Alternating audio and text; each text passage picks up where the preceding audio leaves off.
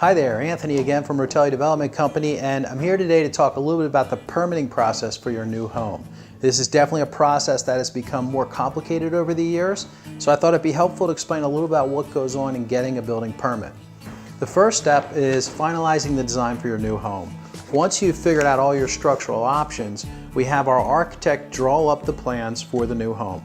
These are really detailed plans, 15 to 20 pages long, with extreme detail on framing, foundation, electric. Everything in your new home will be clearly laid out in this architectural stamped approved plan. Once we have that finalized, we work on our water and sewer permits. In a township where we have private water and private sewer, we're working with the county to get approval on your septic design and your well. The septic design can be a little bit complicated. If the soils have not been tested, we have to do soil testing to determine the best type of system for your lot. So once we have our final well and septic or water and sewer permit, we then move on to our grading plan.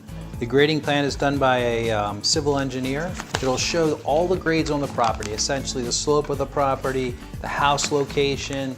It'll talk about where the driveway is going to tie into the road and at what slope.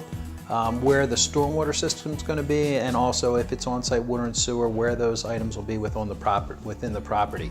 That grading plan is reviewed by the township's engineer and also gets approved.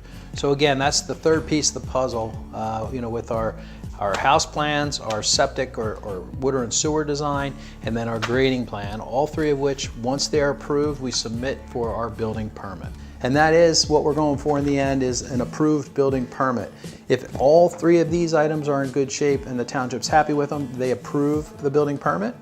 And that building permit basically, it explains what inspections will happen through the process of construction, and then we follow that process by contacting once the foundation's in the ground for inspection, once framing's done for inspection, etc.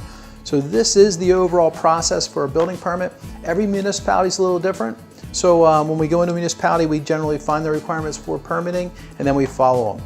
In general, this process can take approximately 3 months. Now, if you purchase a lot that's fully approved and everything has been done, the grading, the engineering, and the stormwater and sewer, that process can go much faster. It'll get a permit within a few weeks. So depending on the lot you pick, it'll dictate the timing for permits. Again, the overall process can be as quickly as a few weeks or may take a few months depending on what the status of your lot is. Hope that was helpful, and this is Anthony again from Rotelle Development Company.